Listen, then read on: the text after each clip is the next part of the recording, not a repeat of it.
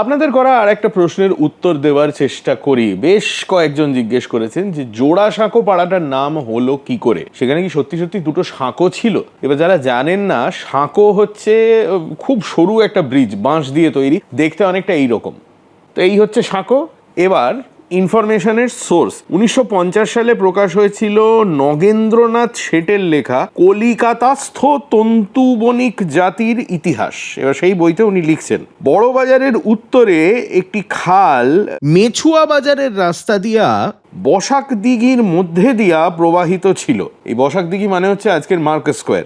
আর একটি খাল বা নদী জোড়াসাঁকো হইতে পাথুরিয়া ঘাটে ভাগীরথীর সহিত মিলিত ছিল। পরবর্তীকালে উহা প্রাচীন কলিকাতার উত্তর সীমা এবং সুতানুটির দক্ষিণ সীমা হয়। বোঝা গেল?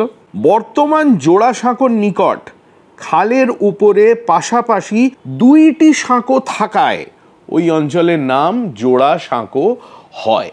তাহলে আক্ষরিক অর্থেই দুটো সাঁকো ছিল বলেই জোড়াসাঁকো নামটা হয়েছে। তার জায়গায় যদি চারটে সাঁকো থাকতো তাহলে নামটা কি হতে পারতো পাড়ার, ভেবে দেখুন তো। কলকাতার ইতিহাস সম্বন্ধে বা বাংলার ইতিহাস সম্বন্ধে আপনার যদি এরকম আরো প্রশ্ন থাকে তাহলে সেই প্রশ্ন করতে পারেন এই ভিডিওর কমেন্টসে। এবং এরকম আরো অনেক গল্প শুনতে হলে ইনস্টাগ্রামে ফলো করুন আর ইউটিউবে সাবস্ক্রাইব করুন টু হাফ প্যান্ট হিস্ট্রি।